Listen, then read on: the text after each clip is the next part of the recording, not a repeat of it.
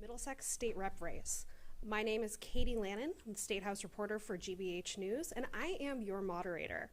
The race for the 19th Middlesex features 3 candidates. 3-term incumbent Dave Robertson, a Democrat living in Wilmington. Challenger Paul Sarnowski, a Republican living in Wilmington. And challenger George Ferdinand, an independent candidate living in Tewksbury. Robertson and Ferdinand are here with us tonight. Sarnowski declined to participate. Also with us tonight are a panel of local journalists who cover the 2 communities which make up the 19th Middlesex District. Peter Currier from the Sun of Lowell, Lizzy Hill from the Wilmington Town Crier, and Kari Weinstein from the Tewksbury Carnation. Over the course of this debate, 12 questions will be asked of the candidates, 3 by me and 3 by each of our panelists. Candidates will have 90 seconds to answer each question and an additional 60 seconds to respond to each other's answers. Candidates will also be provided the opportunity to make a 2-minute opening statement and a 2-minute closing statement. I would like to thank Robert Hayes of the Wilmington Apple for serving as timekeeper. The biggest thank you of all goes to Wilmington Community Television for hosting us in their studios tonight and providing the technical support to make this event possible. The debate is currently being streamed live on the YouTube channels of Wilmington Community Television and Tewksbury Telemedia, as well as on WCTV, Comcast 9, Verizon 37, and Tewksbury Telemedia, Comcast 6, Verizon 33. This debate will be available to watch on YouTube through Friday, November 1st. Without any further ado, let's get to the opening statements. Each candidate has 2 minutes. Representative Robertson, you're up first. All right. Well, thank you, Katie, for hosting this, and thank you, George, for coming down and participating in this. It's an important part of our democratic institution and process here.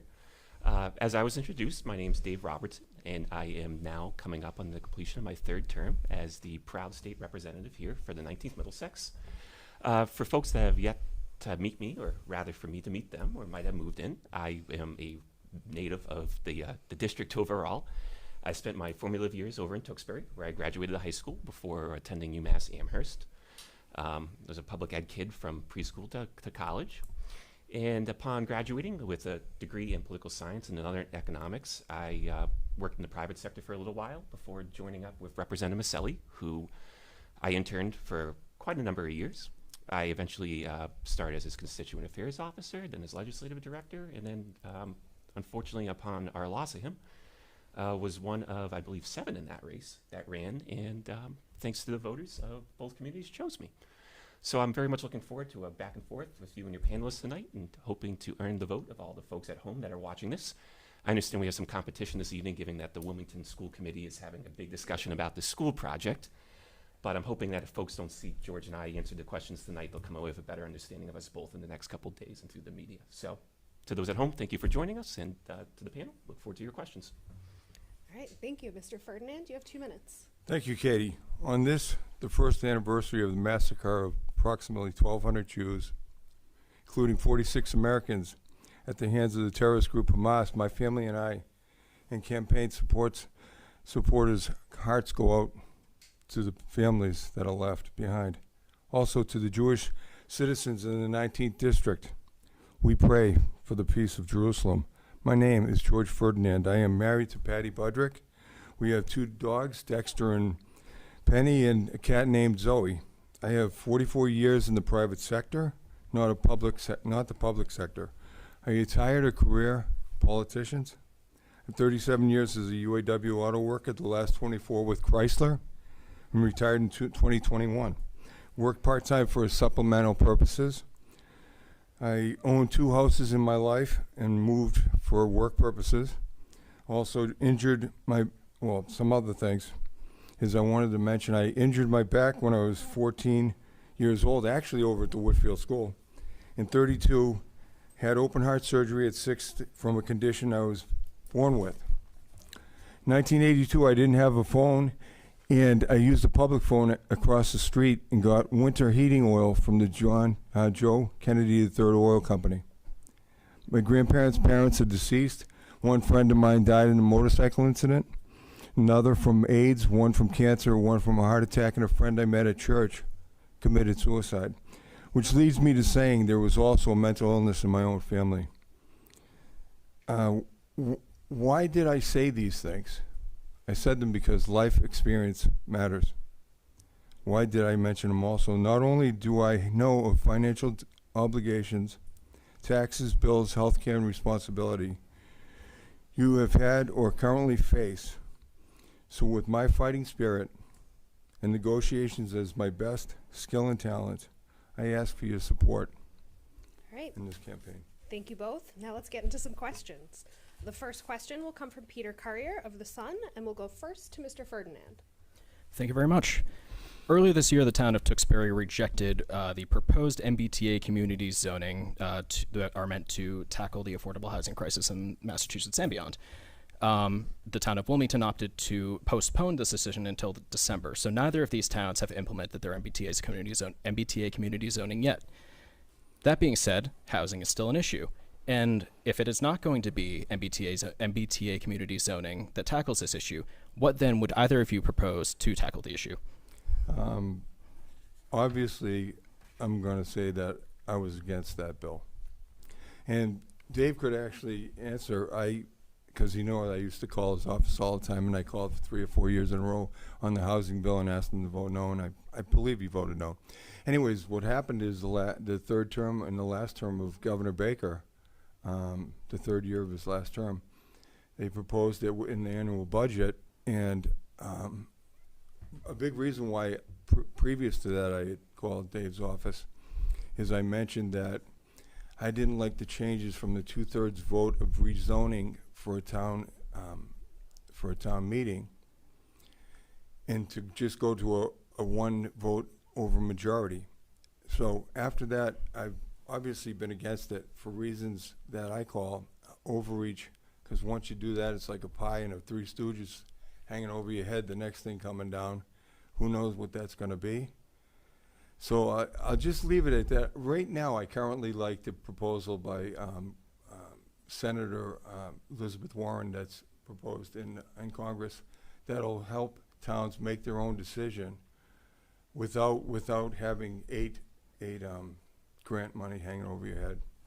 Thank you. Thank you, Representative. Sure.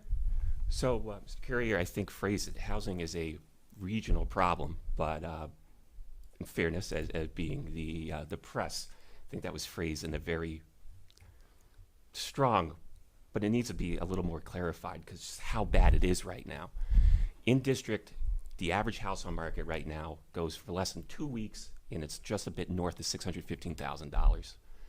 To give context of how difficult it is for someone to purchase a property, whether they're downsizing because they're seniors and their family moved out, or if there's someone in my generation, 40 and under, that are looking for their first property so that we can establish a family, the average salary for one of us in the 19th Middlesex district is $58,000, which means if we take what the banks ask for 20% on down payment and just for 1 year have to hold that inflation, someone's paying $13,000, roughly give or take. It's like $12,800 of sorts. So what the Communities Act did, when after we spent $8 billion since 2018 to 2024, trying to urge the housing market to grow and develop, was came up with a proposal that said we had to restrict one area of a town, and it's not a right to build, it's just a right to propose, to have a conversation going. Because the alternative, if we choose not to abide by this, are legally backed and upheld numerous times things like 40B, which does not restrict anything by density or restrict it near a public transit stop, and it wholesale ignores things like traffic, environment, and things that are far worse. I'll wrap it up by saying I understand a lot of folks are frustrated by this vote, but the alternatives are far, far worse. All right, thank you. Mr. Ferdinand, do you want to respond? No, only because he didn't mention anywhere where I stand on it. Okay. Thank you. And Rep, anything more to follow up on that one? I mean, if I could take another 30 seconds just to emphasize to the folks at home, the alternatives discussed with the infamous 40B, which people have seen, that's when your next door neighbor's 2-story ranch gets bought up and a 6-story apartment goes up, and they call my office and they call town hall and we say, it's been that way since the 60s. We can't change anything. This legislation is a lot less impactful because towns like Wilmington, for example, put a 2-story height limit on this to respect the feel and culture of the town. Wilmington leaned into it.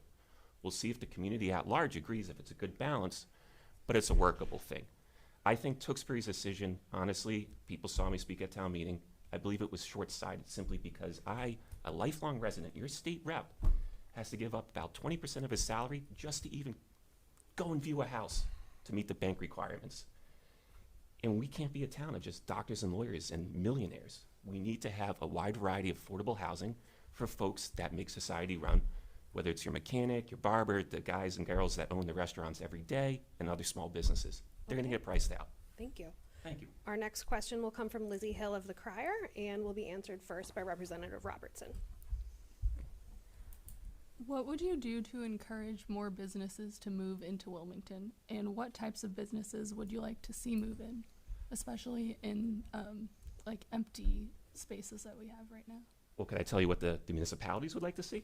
Because I'll tell you what I like to see personally, but it's probably not 100% lined up. Wilmington did an economic development study about maybe 6 or 7 years ago. I'm sorry for not being a little bit more accurate.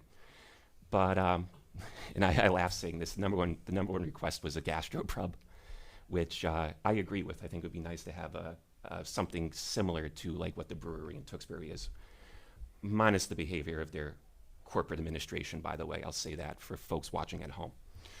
But the two biggest things that I think the hurdles are for attracting businesses into our communities right now is the stranglehold that's Route 38, which was cited as the number one reason, not just anecdotally by the doors I've knocked every term, but by the actual study by the Donahue Institute out of UMass itself. And then it's the bureaucracy in setting up within town halls and through the Secretary of State's office. So that requires a regulatory talk.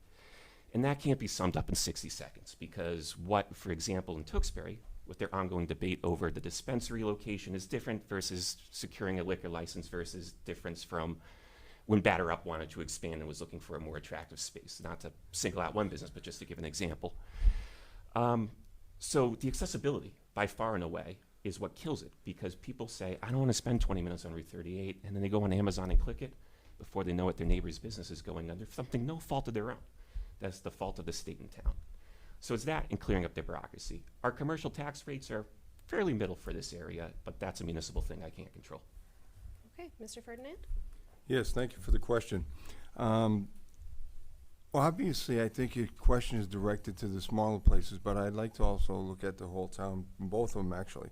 Life sciences, battery, lithium battery development, cryogenics, AI, and then how do you get them there? What I'd like to see, other than the economic development department at the state office, I believe they already give a tax break if you come to the towns or to this area with the research and development. But a few other things I'd like is if they would have their headquarters move from a different part of the country or from another part of the world, that they'd get some tax breaks. Let me mention just one or two more. One is, I'm a big fan of this one, is marijuana, okay? They call it actually hemp, and I was in the auto industry, so everything from sound effects, they can be put in, and I just want you to follow something. In 1992, our country signed the North American Free Trade Agreement, and Canada is the one that does all that stuff with hemp. Why can't the United States? Why can't Boston? Why can't Massachusetts? And why can't Wilmington and Tewksbury? Lastly, I'm in favor of everything from what I call Amazon to all the way to the I can't remember the name of it, but the place that has sells chicken, which is, I believe, in Woburn. But the reason why I say that is I don't care if it's a liberal company or a conservative company. Come on down to our section in our district. Thank you. Thank you. Rep, anything to follow up or respond? Yeah, I mean, I agree with George. Those are all forward-looking industries, and that's why we included it in the economic development bill we voted on a few months ago.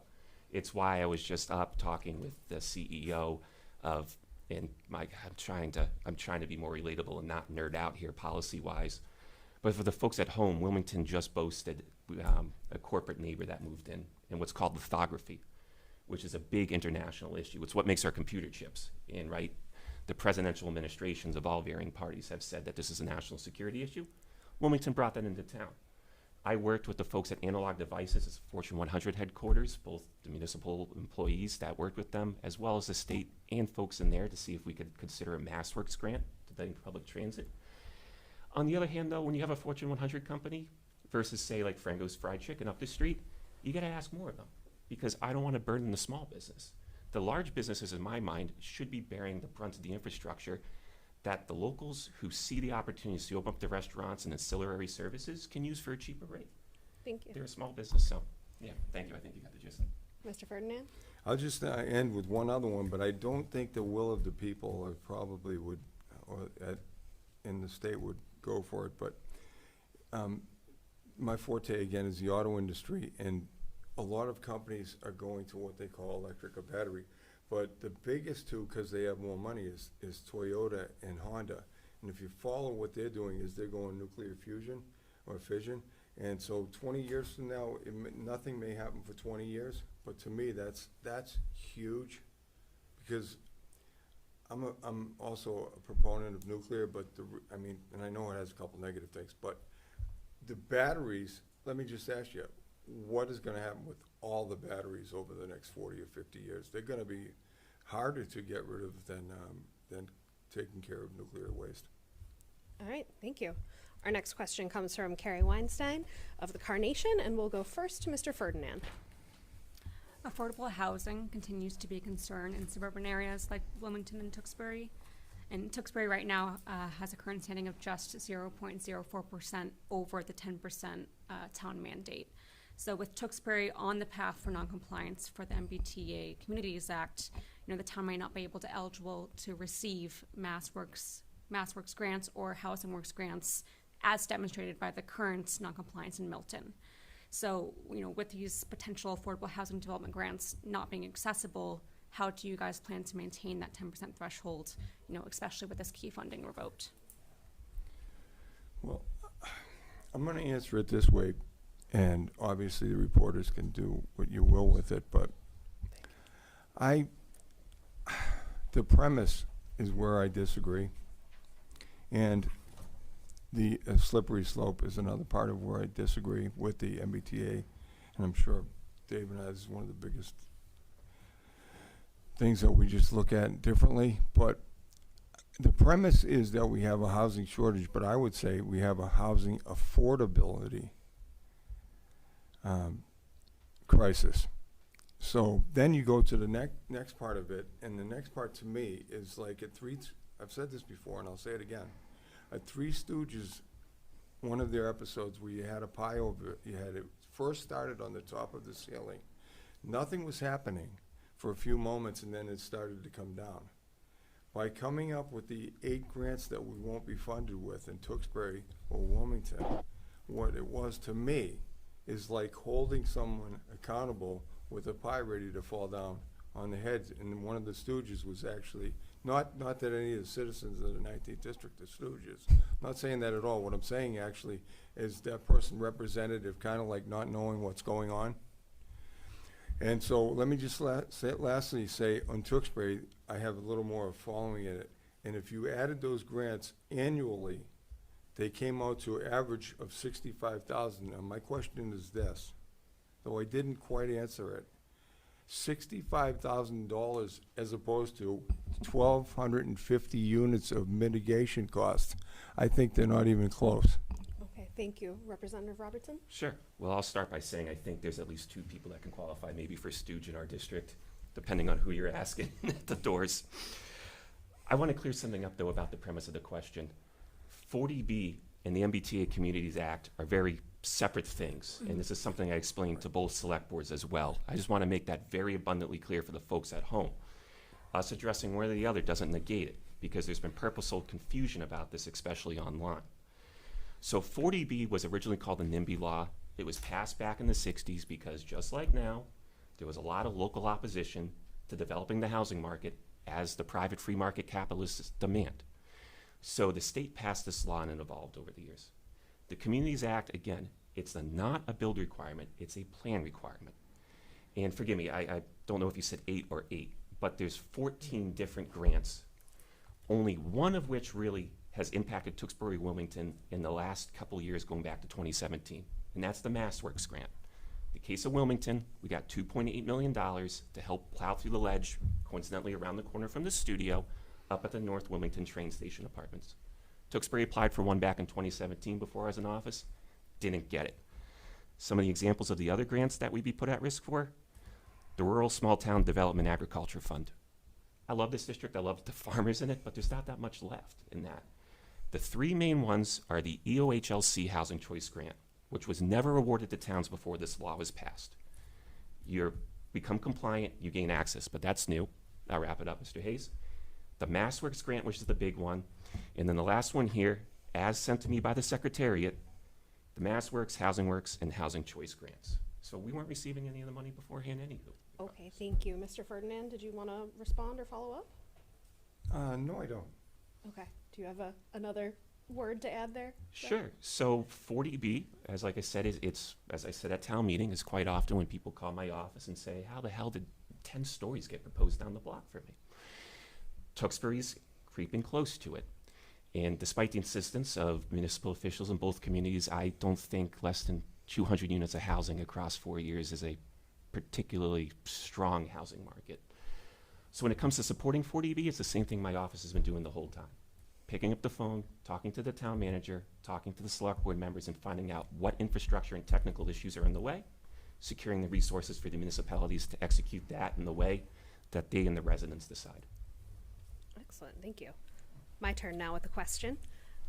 As I'm sure you both know, the state's cost of housing homeless and migrant families in Massachusetts has ballooned to roughly $1 billion a year amid unprecedented demand for these shelter beds.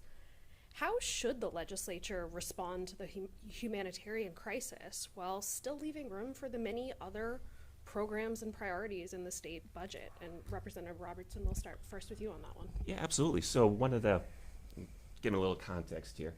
It's kind of misunderstood by the general public is that they think government just spends and has a deficit, but that can't be true in Massachusetts. We have balanced budgets.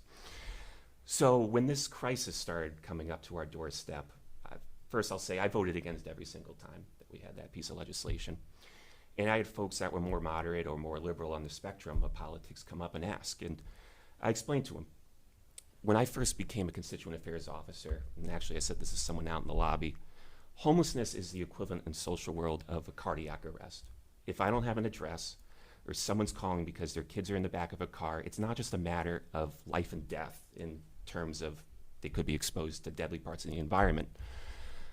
But it's also more difficult getting them stabilized. And quite often, homelessness comes in lieu with, or a combination with either drug dependency, mental health issues, and the like. So to kind of bring it all back here, when it came to the migrants, it was particularly frustrating that when my office had over a dozen homeless cases, and we were looking places as far out of the district, I'm not exaggerating, as far away as air, that we were not having the emergency shelters open. It has to be a balance. So I voted against it every single time, though I think the legislature as a body whole, including the governor's proposals, have moved towards where I stand, which is someone gets booted right off an airplane, I don't want them living on the city street for that night. It's a bad look for us, it's a bad look for the community, it's deadly to them. But there needs to be a time frame, and we need to restrict it to citizens and residents of the state only. Thank you. Mr. Ferdinand? I'm glad Dave said those last few words. Good night. This is probably another issue that, that's pretty much why I ran on these, what I call big issues of our times. I'd like to give you a little bit of background of immigration. In the Constitution, immigration is set by which branch of government? The legislative? No. That has to do with the funding. The courts? No, that has to do with any kind of discrimination. And the last one is the executive branch. So the policy starts right at, so in that on November the 5th, you decide for yourself what candidate you're going to vote for and that it rolls down to the states after that. So the premise to me is I'll give you one. I think of the program, and by the way, the shelter law came into existence in 1983, and it was, the interesting thing is it hasn't really been a big issue until the last couple of years, because obviously the numbers have increased, and there was no ending to it. So the will of the people obviously got to the legislature, thank the legislative branch, the governor and the legislative branch, thank God. And they broke it down to 9 months is the cap, and to, I believe, $1 billion. I want more reform, because like unemployment, those of us, we don't want people on the streets, don't want to get rid of the law, but we also don't want to pay for other people to take advantage of it or do it. We can come back to you a bit more, but do you want to follow up or respond? Sure. George is correct with the factual history of all that. I'll say, though, for this district, the 19th district specifically, this is not the first time that the shelter law has had a bad impact. And I still stand by the shelter law. Again, at the end of the day, I don't want someone up at the Walmart panhandling like we're constantly working with our local police officers to try to mitigate social support services. Homelessness is a complex thing, whether or not they're domestic or they migrated here. The reference I'm making back to, though, is back about 2015, 2016, Representative Maselli taught me some new Italian curse words on the phone with the executive department in New Hampshire, because New Hampshire's welfare is done more by city and town and county. It's not by state.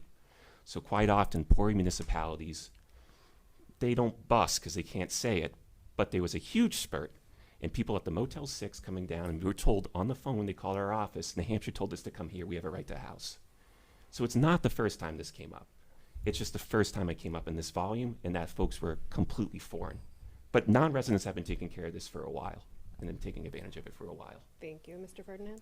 Yeah, I'd like to also mention that on immigration in the state, again, it's led by our president. So we do have a huge decision to make. We're going to go with, because I'm for, I'll just tell you, HB2, HB1, I'm for political asylum, I'm for work visas, I'm for so much, but there's so much that is unaccounted for, and we can't continue to just take care of it. And not only the law, okay, there's one state in the country and 49 that don't have it. Are we the state that totally is above and knows more than the rest of the 49 states? It's just a question. I'm not saying we don't. We are or we don't. It's not what I'm saying. But I would just like to end it on that we need to, not just that law, but we have to be concerned about the funds for food, not just shelter, also health care, also mental evaluations. Thank you very much. Thank you. Peter Currier of the Sun has our next question, which will go to Mr. Ferdinand first. Thank you. Governor Maura Healey signed a gun law this summer, which is now the target of multiple legal challenges and a campaign to repeal it. The bill cracks down on ghost guns, enhances the red flag laws, expands the definition of assault weapons while prohibiting the possession, transfer, or sale of assault-style rifles and large-capacity feeding devices. Where do you stand on this law based on the new restrictions that it imposes? Well, I didn't have the I didn't have the opportunity to vote for it or vote against it, so Dave does have a record. But let me just mention a few things. As the independent, the frustrating part about it is that I don't please anybody. But I think it's commonsensical, a lot of my positions. And one of them is I'll just say, I don't actually like the red flag law, okay? But I also don't like not having, to get rid of bump stocks, okay? So on this, I'll just say this issue, I'm totally with the people to have their voice on a ballot in 2 years from now. All right, Representative? Sure. So I guess this is another opportunity to inform the folks that or at least according to the Beacon Hill roll call, I think I was third most independent voting off, because this is another example along with the migrant funding of I voted off. There were some good aspects of the bill, and that's something that even folks over at the Gun Owners Action League acknowledged that the intentions were there, but the execution was such a fiasco. And at risk of making comments towards my colleagues' thoughts or opinions on firearms might be without them being here to give a chance to kind of clarify, I find there's a lot of faith in the Massachusetts legislature in something that I call future tech around firearms. Things like we're going to have magic bullets with a tracking number or a fingerprint scanner. And look, in the mid-2000s, George will tell you, he was probably building the cars at the time, they used to come with fingerprint locks. Our phones have them now, but they're still not always the most reliable thing, and they're easily relatively defeatable overall. So I thought the firearms law had some aspects which were mostly bluster, or mostly like a theater that weren't going to really change what we already have nationally in terms of very low firearms and homicide rates. The majority, I won't say it's 60%, but it's got to be close to 60% of fatalities from firearms in our state are by suicide.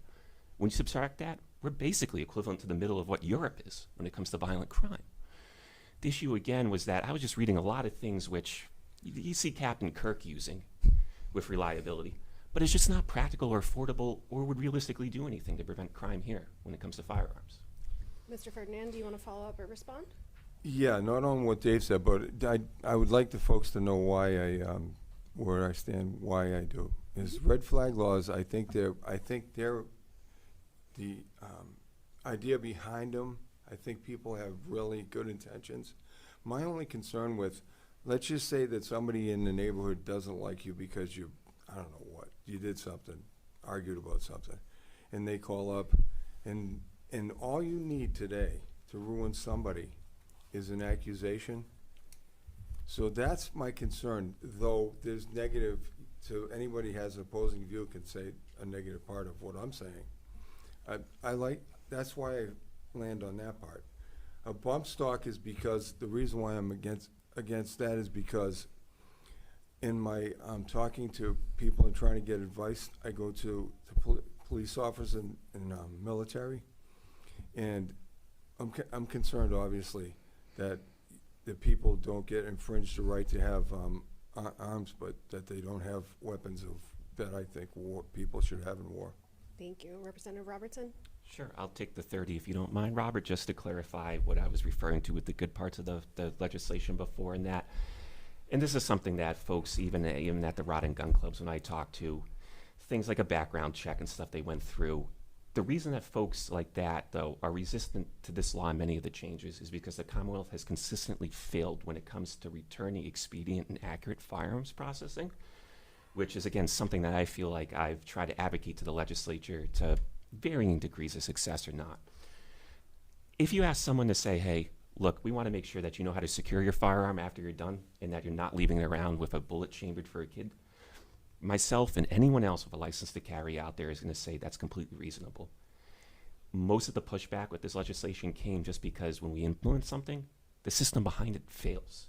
It's ineffective, and you have folks, as George mentioned, that might be wrongly accused and then vindicated in court later, who are taking months to get back their rightful legal property of sorts. So it's a balance to walk. I just don't want folks out there thinking that there was aspects of it that we were missing out on. I just wanted to more make a comment about the poor performance of it. Yes, thank you. Our next question comes from Lizzy Hill of the Crier. Will be answered first by Representative Robertson. Awesome. Wilmington has several large building projects planned and on the horizon, one being a potential pre-kindergarten through grade 5 elementary school, and ideas for a fire substation and a matching new elementary school on the other side of town. We know that the avenue for funding for school projects is the Massachusetts School Building Authority. Mm-hmm. What avenues would you use or seek to help minimize Wilmington's burden for funding for other types of large building projects? The Massachusetts School Building Authority. I'm proud to say, of the three of us, I'm the only candidate that has been involved with 2 successful completion in MSBA process, and in fact, Wilmington would make it my second. Last campaign cycle, I made my comments and my thoughts. I think the fire substation should have been a priority over the town hall. Especially with the development along 125 in the Target neck of the woods up there. It's become an attractive place being right off the highway for future development, and our fire response times, through no fault of our firemen, whether they're trying to traverse the T-tracks or just getting through rush hour traffic, are starting to get to near the limit of what the state requires a fire department to be in compliance for. They need that first and foremost. We got to take care of them, especially as the medical calls, as our community ages, reaches up. But when it comes to the MSBA, I think Wilmington is absolutely on the right path. They're mirroring something very close to Tewksbury, which is combining the proper amount of schools and trying to design it as a campus so the continuity of education from kindergarten pre-K to first to third grade is continued with minimum disruptions, minimum amount of traffic impact, and the maximum amount of return we can get for every dollar spent on supporting infrastructure for that property. That's very, very bright. The question is, and I'm interested to see how it turns out tonight, is will they choose K through 5 or K through 3? Because the seniors on the fixed income are already on life support financially. And decisions on how large the auditorium is going to be and the ancillary support wings of those schools is going to be the deciding factor when it comes to town meeting. Thank you. Mr. Ferdinand? Thank you for the question. On what Dave was talking about, I'm not trying to be a little bit teaching here, but it's difficult because I was a teacher for about 12 years and basically Sunday school. But as he would attest to, about it's over a period of 10 years, but every 2 years, pretty much, there's 351 cities and towns in our state. And the state comes to different ones, and usually, obviously, in a percentage of 20% each time over the 10 years, every 2 years. And they basically say that, well, 50% will pay, but if you say no, it's not like 2 years later it's going to go. You're waiting another 10 years. So do you want to wait what I call approximately 10 years, or do you want to get something done right now? Let me lastly just say real quick, to me it has to do with it, is if you're elected, as David, another one he attest to, is you get the recommendations of what the select board plus the town manager would like you to put into what you call a line item. Well, I want the people of Wilmington to know the first line item I'm putting in for Wilmington is the fire substation in North Wilmington. I grew up here. It needs one. And in Tewksbury, I find it ironic. I'll answer that. Can add to it time. later. Yeah, Yes. thank you. Rep? Yes. So this is where the experience comes in, because actually one of my first term, I looked at creating something akin to the MSBA for public buildings. Aside from municipal bond bills, which are far more rare and less common than your Chapter 90, and for folks at home, that's your pothole and streetlight funding, Chapter 70, which is education, and what we call UGGA, or unrestricted general government aid. No line item hits into the millions of dollars that results in absolute turnaround in that time frame within the Commonwealth for everyone. And that even goes for the Speaker and the chairs of Ways and Means. Our government is not designed nor allowed to function in that way, short of a crisis similar to something like what down in Maryland when the Baltimore Bridge was demolished to the point where it's a national threat. The way we have to do it, and the way I worked with the chief, and Mr. Slagle and Mr. Montori, is to plan out the stages and then find the respective grants, or in the case of us elected folks, direct line items for each respective step and do it in conjunction. Because I'll make it very clear, we as state officials, we work on behalf of the towns, but we don't take orders from them. It's a concert that we work in conjunction with. Thank you. Mr. Ferdinand? I totally agree with the party just said where it's in conjunction. I really don't have any other comments on that. Great. Our next question then comes from Kari Weinstein of the Carnation, and it will go first to Mr. Ferdinand. Given the aging infrastructure of many communities, including Wilmington and Tewksbury, what steps do you guys plan on taking to improve water quality as well as infrastructure, pipe infrastructure reliability for your constituents? Yep. Okay. I find it very interesting. Though Dave has been a state rep, I am the only candidate in this race that's been elected to a town position, twice the Board of Health, and I'm so glad you asked about water quality, because one of the main things I wanted to do before I was elected this past, and again, I can just tell you something that you can ask other people on the board. The main thing I was concerned about is the water, everywhere from the treatment plant in Lowell to the testing in that the town does. And not only did I asked the town manager, because I would inform my chair. I wouldn't just go there. Inform the chair and asked if I could in her stead, or she could do it.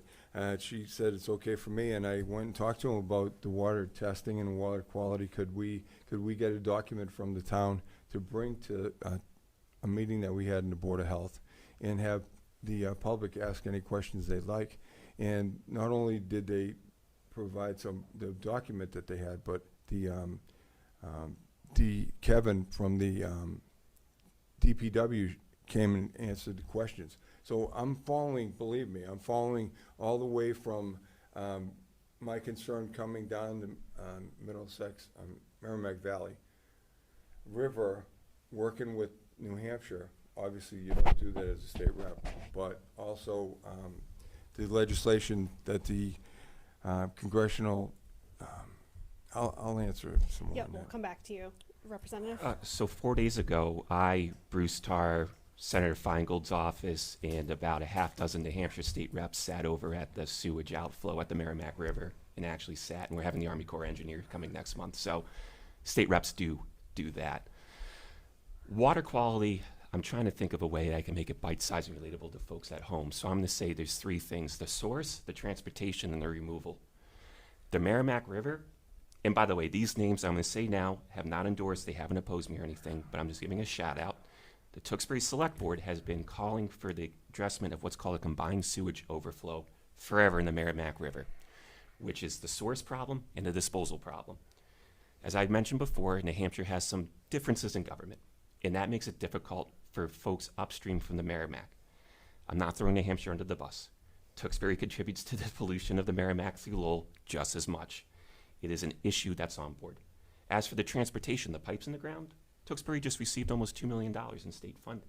It's not something that I directly worked on, but it's something that I directly voted on to support. The balloon bond issuance from when Tewksbury put in the sewers years ago is something that I've tried to get earmarks to bring down. The replacement of sewers under unincorporated streets in Wilmington, something that I've tried to bring down. And MS4 compliance, which is a EPA forced wastewater standard. So it has to be a certain amount of cleanliness before we can collect it, was my largest line item that I allocated this last budget cycle for Wilmington. Great, thank you. I know this is a tough topic to get at in a short time frame. Mr. Ferdinand, did you have more to say? Yeah, I just wanted to say that Laurie Trahan, Congresswoman, I really appreciated that bill about the wastewater treatment when they have to, when sewage goes out into the Merrimack River. So all I can say as a member of the Tewksbury Board of Health, I'm watching the water. And interesting is a lot of folks don't know that the boards of health in any town have a lot more power, and the question you have to ask is though you have that power, is it the right thing to do? And I have the temperance to do the right thing. Thank you. Representative? Sure. So I just want to say the numbers you're monitoring was part of a state and federal grant to get real-time monitoring. And to make it very clear to folks at home, I don't want you thinking that this is the new Love Canal. It's absolutely disgusting and revolting, but the amount of sewage that's put through is cleanable by modern standards. It just costs us more, and I don't think it's fair that Tewksbury and Wilmington have to pick up the cost of cleaning water. I'd rather just not have the water polluted to begin with. It's better overall for the environment, it's better overall for us fiscally, and it's something to have a bit of damn local pride about, given the history of the Merrimack relative to this country. So I appreciate the question very much from the panels. Drinking water is not a sexy political topic until there's an issue coming out of the tap, and folks in this district absolutely need to pay attention because we're moving towards a resolution, but I don't think it's a standard that people are comfortable with yet. All right, thank you. It's my turn again for a question, and Representative Robertson, we'll start with you on this one. Massachusetts is widely regarded as having one of the least transparent state governments in the country. Right now, for instance, legislative committees don't have to disclose how lawmakers vote on the bills they consider. Would you support changing that or extending the public records law to cover the legislature? Mm-hmm. There was one day, and I imagine this will probably blur into a question about auditing at some point in this, given they're related. But yeah, I voted against the speaker on transparency legislation so to give folks, again, not to go off topic and go too nerdy here, but the legislature has a series of rules that we debate and govern ourselves with, and that also involves transparency, and it covers some stuff that anyone would find in a normal HR handbook. Dating policies, what to do in case of what you have to report for disclosures on finances and the whole like. But Erica Unterhoven had a couple pieces that required transparency that I voted for, and then there was other times where other people had proposed things that were redundant. And I know people on Facebook try to say, oh, this was anti-transparency. No, it was like having the speed limit on Route 38 be 35 miles again. It already is. It wasn't changing anything in that aspect. I'm happy to explore a little bit about the audit question as well, or I can save that. You might want to save that I'll one save for that. another time. So just to say, though, transparency is something I voted for, and something else I voted for that I really feel it's tangentially related to this, but not quite the same vein, is that we need to be faster, more accurate, and more transparent with our budget to municipalities, because I'm pretty sure that I turned some town managers' hairs gray over the stress that they had waiting for us and that. But that traces back to the transparency issue there. So I have voted for it. I'm happy to continue voting for it in the way that I think is effective. All right, and Mr. Ferdinand? Yeah, transparency, whether you're liberal, Democrat, or moderate, or independent, or Republican, I mean, we're really, really mega concerned about that. A candidate that ran against Marjorie Decker was a friend of mine. He's probably the most liberal district in the state. I was looking to try to work with him. And also, the one other candidate, I just got endorsed by the Forward Party today, and the one other candidate that's backed with their endorsement, he's a Republican, and then I'm backing George, I don't want to mess up his name, so George and, yes, and Bill Ricca, and if you ask any of them, one's Republican, one's Democrat, one's an independent, and the liberal Democrat, we're all very, very mega, or whatever term you want to use it, not MAGA, mega, concerned about transparency. I don't mind about putting the bills in. I want recorded votes for committees. I don't even want voice votes, a voice vote. I want a voice vote recorded, which you may think that doesn't make sense, but I'd like to see it. And for the ballot question number one, I could get an educational from Dave, but I'd like to find out on that, did they vote all for all five, take them separate, and have a voice vote or a recorded vote? All right, thanks. Do you want to follow up or respond to anything, Rep? Or? No, that's pretty good. Okay. Mr. Ferdinand, any additional thoughts? Well, I'm definitely against. I'm definitely for number one. We need an audit of the staff, and could I go a little more? Okay, go ahead. Yes, not if you're going to go on that topic, because I'm going to come back to it. That's fine. Dramatic, very suspenseful. Next question comes from Peter Currier. Yes, you guys don't have to wait very long. Question 1 on this year's general election ballot, if it passes, would give the state auditor the authority to audit the state legislature. Very simply, do you support this measure or do you not, and why? Mr. Ferdinand? Thank you. Yes, I totally do. I want to go a step further, though. What I'm concerned about, okay, is in the big picture of running our country, the Democrats will say they're for workers, okay? Why is it that they won't even give an option for their staff to unionize?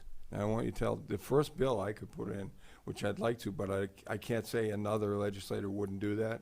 I'm just saying my first bill I'm looking to put in is one of two, and that's one of them. Yeah, I mean, are we going to talk about any of the other ones? Any of the other? Yeah, we've got some other ballot questions. Yeah. Okay. Cool. in That's the what I mix was just as we wondering. go But on. I'm totally for it. The state auditor had the guts. It doesn't matter her label, Democrat. She had the guts, and probably paying on it with some. Oh, let me just mention one last thing, because I really like the state auditor. Her budget is only like 2 or 3%, and I find it ironic that she put in this ballot question, and yet the Attorney General gets an increase in her budget to 10%. Come on now, politics, let's go. All I can tell you, vote Ferdinand. We got to get rid of both parties. All right, Representative? Sure. So I'll give you a quick update being an aide and having made the mid $30,000 while trying to save up for a house at home in a town that's too expensive. The reason why, and the only apprehension I had, and I told my aide that I am on board for the staff unionizing in one way or the other. We just need to ensure that the staff, who tends, for the most part, to be under 30, doesn't lock down the entire legislature over protests or something like their opinion on student loans. Because of the sensitivity and the very nature of our job, like the police and the fire department, we can have our labor disputes, but if we stop showing up, modern society has some big problems, and I know folks at home are probably rolling their eyes and saying it's too grandiose, but for example, my day-to-day, I'm on the utility committee, we oversee everything. Public transit, schools, the whole 9 yards. But as for question one, morally, absolutely. Legally, I don't think this is the right path. Mr. Ferdinand says he loves the state auditor. I don't have as much love for her, and I'm sure within the 50,000 people in our district, we could find a whole bunch that don't like her. So to have your legislature, who might be from the same or opposing party as her, be beholden by one person, to me seems very short-sighted. A state legislative audit, which, by the way, we would be the first, one of 49.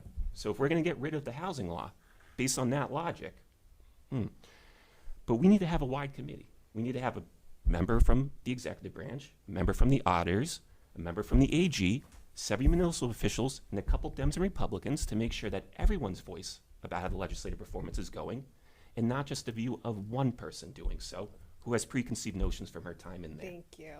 Mr. Ferdinand, do you want to respond? Logic, first of all, let me just say logic. I think my words were, I said I was neither pro or against, I was against the MBTA law. I'm for continued reform of the housing, the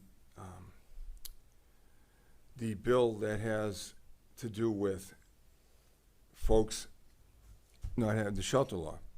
Okay, I'm getting 2 or 3 things going on at the same time, but the logic, I didn't say I was for or against that bill. I said I was for reform, continued reform of it. This also is very frustrating to me, a regular independent, by the way, with 70% in the district. I know people lean different ways, but we're 70%, and this is the kind of thing we're tired of. Democrats now are going to be mad at another Democrat because they don't see this issue the same way. That's the problem with our country right now. Everybody should have their differences, and just because you don't go by the standard platform,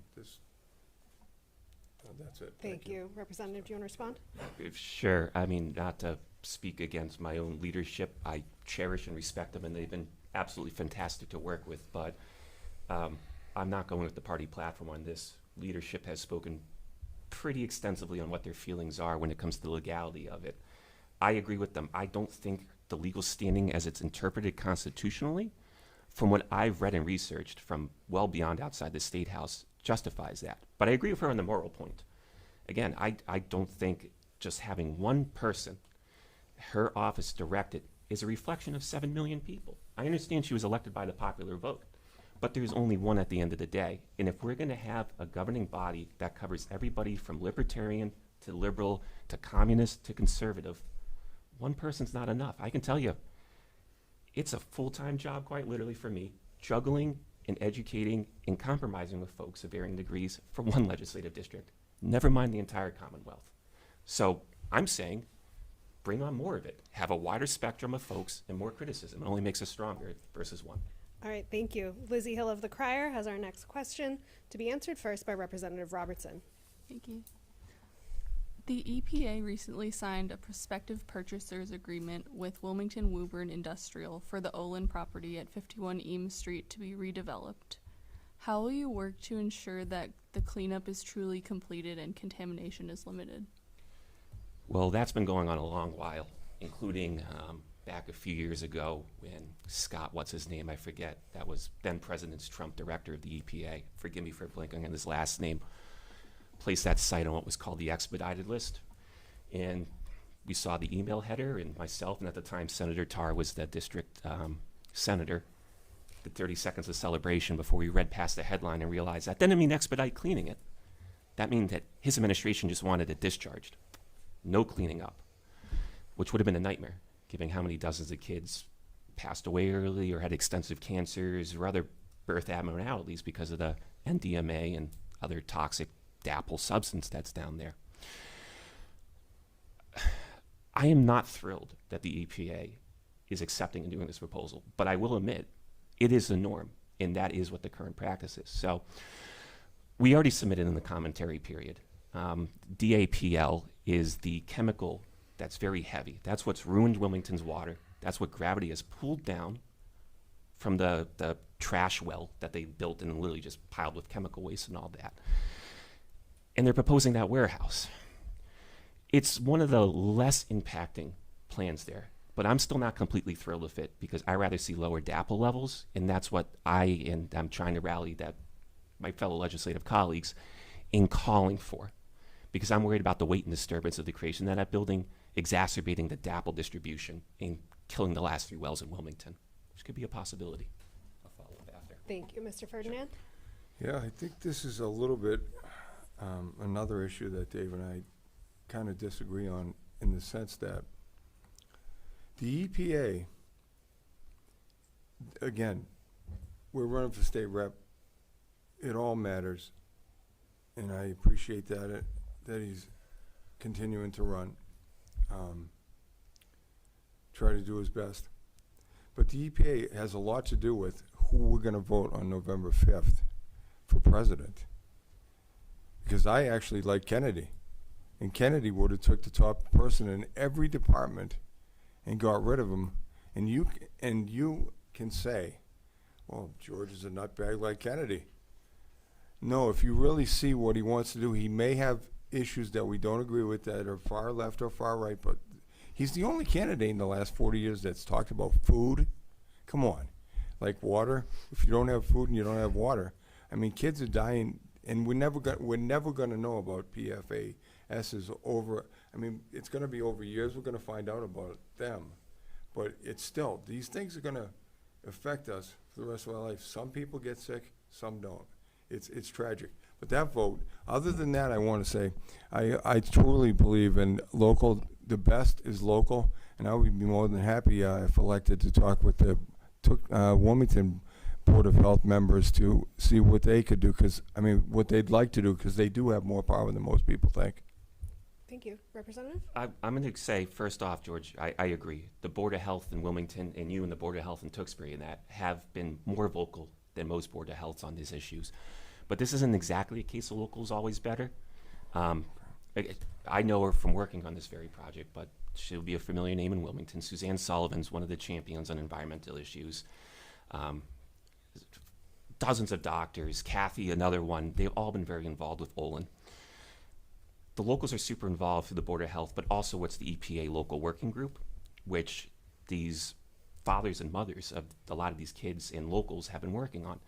But it was the state ultimately that proved beyond a legal reasonable doubt that Olin Chemical precipitated a rise in cancer childhood.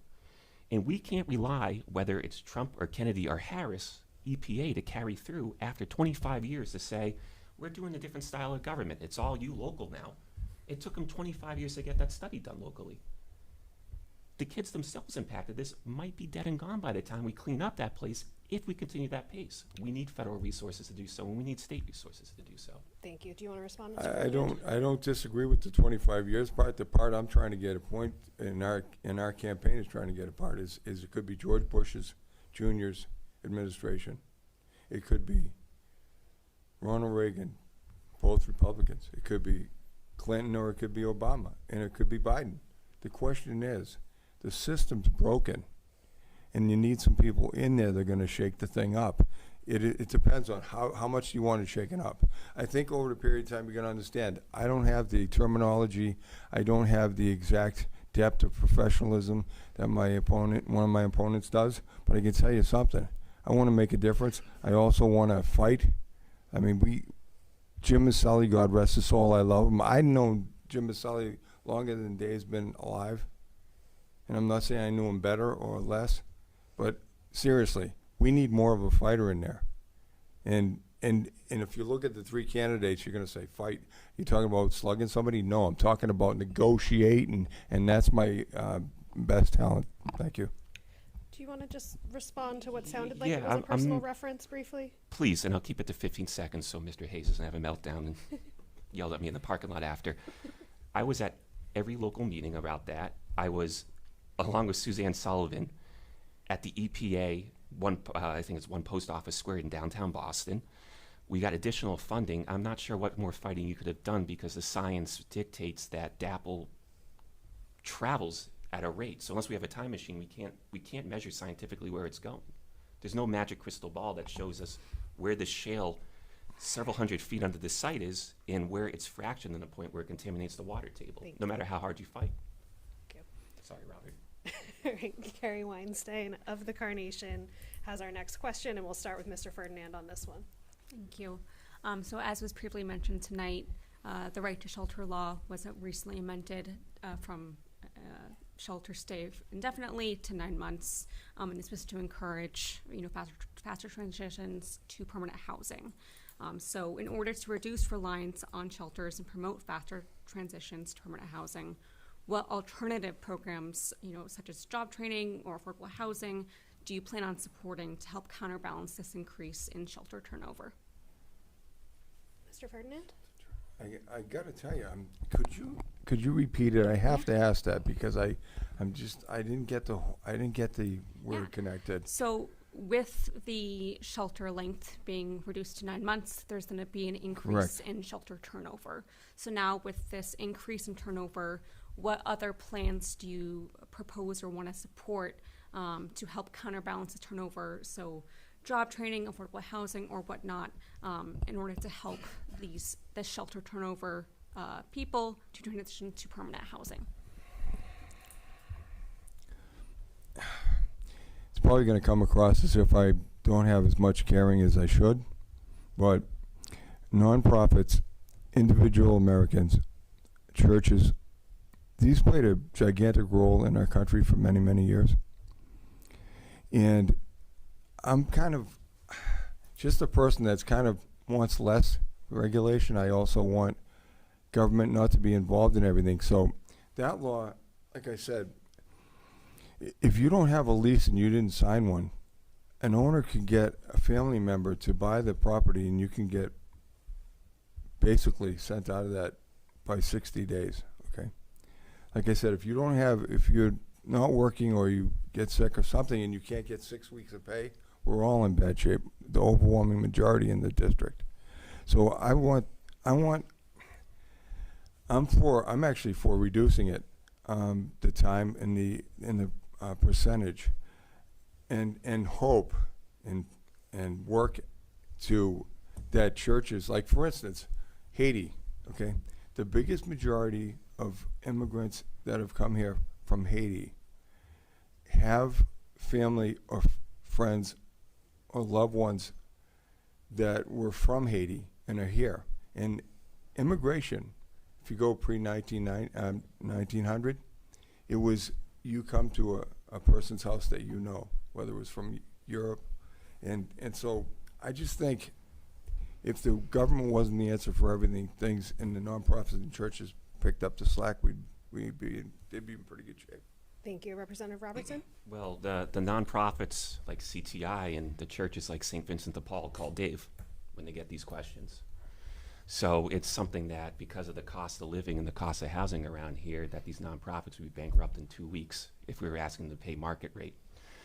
When it comes to permanently solving homelessness, you have to find someone to meet the fiscal reality of whatever their rent or mortgage is, but you also have to set them up for long-term success, whether it comes to healthcare support, whether it becomes to say something like opioid addiction, whether it comes to something like they were just laid off. And there's a multitude. The two biggest factors that break cyclical poverty and maintain healthy housing is access to transportation, because it greatly increases the amount of economic opportunities for that person to provide for themselves as well for any dependents. And then the second is education, which is why now that the Fair Share Amendment's through, we did a trial of free regional public transit at Lowell. Tewksbury and Wilmington aren't the biggest bus riding communities, but it's a start. And the second is is making community college free and accessible for anyone over a certain age, especially in the case they were laid off, so they can retrain, go off and find themselves a job that they wake up excited for every day and gives them a purpose and gives them that stability for housing. If you really want the creme de la creme, take a look at the Soldier On program that's going up in Tewksbury. Senator Feingold and I earmarked them a little bit of money because it is, from my experience, and I started as an intern on housing and veterans issues, the absolute defining future of what our housing services should look like. Thank you. Mr. Ferdinand, do you want to respond? Totally. Just on Soldiers On, what I'd love to say about that is when I first moved into the town, every 6 months I would go to the town manager and say, I'm concerned about these things and whatever we talk about. And I said, there's a great organization. Now, this is 10 years ago. There's a great organization that's called Soldiers On. I've talked to the representative in our community. I said, how about we try to get it together with a nonprofit? And then what I even recommended too for a way smaller development is the housing that Shawsheen can do. Though it's one house per every 4 or 5 years, it's still one is better than none. So, I mean, I can't say that they put that program together because of me, but I've been talking about that for 10 years. Right. Representative? All right, I'm gonna talk about why I think that specific example, because I don't know if the timeline 10 years ago was there as a nonprofit registered. But the point is, with the services, because No, your what question, I'm saying is okay, sorry. Sorry. the question was more of how do we permanently reduce the amount of churn and burn when it goes through the shelter. The reason I look to Soldier On as an example to mirror is because not only do they provide stable housing, but they provide medical transportation and they provide job assistance placement. And that is ultimately what solves the deep down issue beyond just what is the, it actually gets to the substance of the problem rather than addressing the symptoms is what I'm trying to say. And that's why I think communities should look to mirror this in town halls, their veterans housing, their elder housing, and their low income housing. That $50,000 a year that you have having a public job assistance placement specialist saves you millions and generates tens of thousands, hundreds of thousands in local property tax and other tax from getting that person a job. Thank you. And with our final question tonight, I will bring us back to the general election ballot. And I want to ask you both about question 2, which would end the use of the MCAS test as a graduation requirement. It wouldn't eliminate the test in total. But I'm wondering if you support or oppose that change and what you think type of role the state should have in setting graduation standards. Representative? Sure. So I'm sure I could hear the collective groan. I've talked about maybe 3 or 4 dozen teachers now through knocking doors that I know personally. I'm leaning towards no on that question at the moment. And I know there's going to be a lot of exasperated sighs in living rooms around the area. The reason is that back before MCAS, and that was the generation that was implemented under, there was a wide variety. And actually, there's a few residents within Tewksbury and Wilmington that worked in very beleaguered school districts. For example, Lowell, Lawrence, post-industrial cities, where the local property tax and the state aid weren't making up enough financing to reach the educational standards that we want. Now, the state level funds. So we look at a community and say you have a higher than average poverty rate, so we're going to give you more assistance. So theoretically, every child in the Commonwealth should get an equivalent public education as best implemented as the communities can. MCAS was a measurement to ensure that we were moving towards an average and erasing those differences. But the teachers and the educators and support staff have an absolute large valid criticism, which I don't think passing question 2 goes. Even if we remove MCAS from, say, graduation requirements, or we replace it with something else, they're still taking up to 10 lesson plan days administering this test. They just want to teach. The crux of the majority of people in the education sphere that I spoke to in this district say, we don't mind it, it's just become a cancer that intrudes on all my other lesson plans. It was a small thing before that gave us a good measuring stick, and it's now grown to become a monster over the years. Thank you. And Mr. Ferdinand? Never, not overreach, but another government. I want less regulations and more local control. This is a state issue. They came up with it. I'm a definite get rid of it. There's not a question or a deep theological or answer for it. We gotta just, like I said, we gotta just send another candidate to the House. Because, I mean, there's other things I'm thinking about. For instance, is the Teachers Association won't endorse me because they've worked with Dave in the past. The nurses will not endorse me. I'm a 37-year AW guy, but my opponent doesn't give have the right for people that in public can't strike. I mean, there's just so many things out there that need to be talked upon. But this number 2 is definitely, I'm a definite aye. Get rid of it. Sure. All right, Representative, do you want to respond? Yeah, they work with me because at the end of the day, the pie is only so big fiscally. And I would love for everyone here to have a brand new car and afford their house and all, but reality is there's only so much resources. Which brings me back to this point. I was a part of the generation that I love saying this. Both my sisters are far more academically gifted and accomplished than I ever am. I'm immensely proud of them. And when my sister graduated high school, if Massachusetts was its own country, we would have been 7th in the world in terms of average education. And the kicker is that Singapore and China might have been cheating that year. So we might have been undersold about it.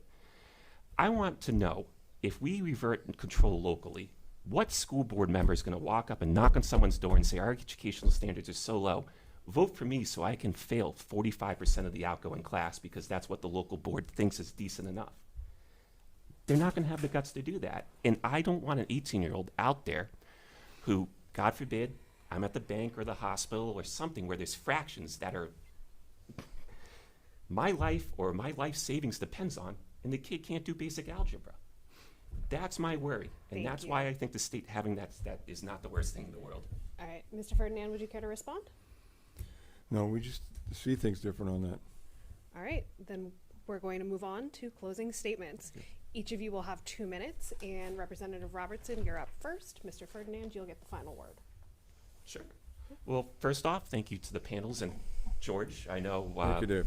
it's been years since we've known each other, and it was a lot of fun and what Yes. have you. So Yes. thank you for coming down and giving the voters of the 19th Middlesex some Q&A and context here. So I think we covered most of the major questions. For folks that are looking for more follow-up, you can just email me, text me. My door hangers have a number, I kid you not, goes right to my cell phone. You can call or text anytime. I wish I could have dogs and cats. Unfortunately, my apartment's a little too small, so it's not like I really have too much to do in the evening other than do municipal meetings and answer questions from the general public. But it's been a pleasure and a privilege serving these towns for the last 6 years. And I thought I was going to be much older before I had the opportunity to give back to the communities what they gave to me as a child and a young man and then now adult.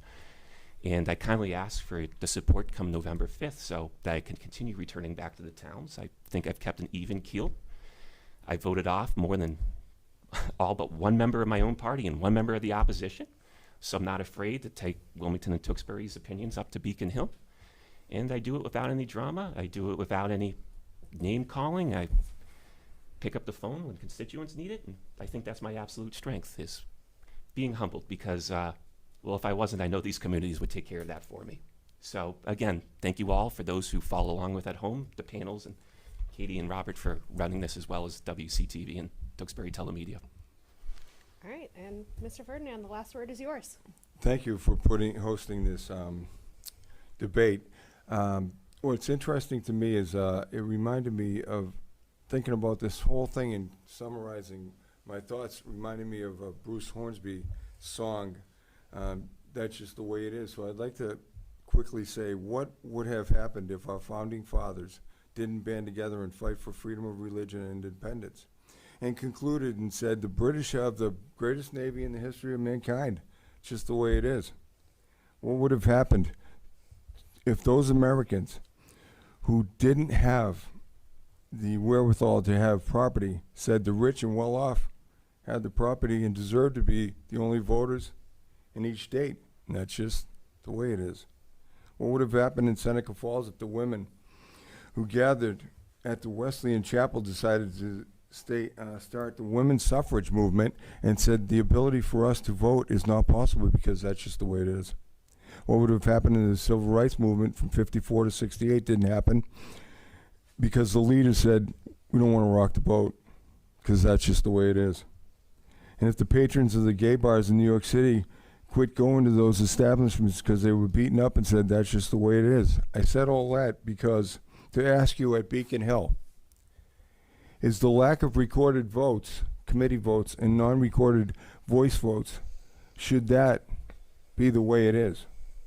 That the outreach of the MBTA Communities Act, it's legal, and we fear the same, the holding of funds for 14 grants from the towns is okay, because that's the way it is. That the right to shelter law shouldn't be continued to be reformed, lowering the cap, half funding at least, and that prison, it's because that's the way it is. That prisoners shouldn't have to take a COVID shot, but they can have a sex change on the taxpayer's dime, but the guards basically had to or get fired because that's just the way it is. Just because that's the way it is doesn't mean that's the best, or we can't say, no, we're kind of tired of this. I say to the approximate 17,000 and 30,000 unenrolled voters in our district, you have the option to make a difference and change that. Thank you. Thank you. That will do it for us tonight. As a reminder, early voting runs from Saturday, October 19th through Friday, November 1st at both the Tewksbury and Wilmington town halls. Early voting hours vary between the two communities, so contact your town clerk's office for details. The last day to register to vote in the election is Saturday, October 26th by 5 p.m. The deadline to request a vote by mail or absentee ballot is Tuesday, October 29th by 5 p.m. Election day voting is Tuesday, November 5th from 7 a.m. to 8 p.m. at your regular polling location. This debate will be available for voters to watch on the WCTV and Town of Tewksbury YouTube channels through Friday, November 1st. Thank you to the candidates, Representative Dave Robertson and George Ferdinand, as well as to the panelists, Peter Currier, Lizzy Hill, and Kari Weinstein, for participating in tonight's debate. Thank you to our timekeeper, Robert Hayes, and to the teams at Tewksbury Telemedia and especially Wilmington Community Television for making tonight possible. This is Kate Lannan of GBH, signing off.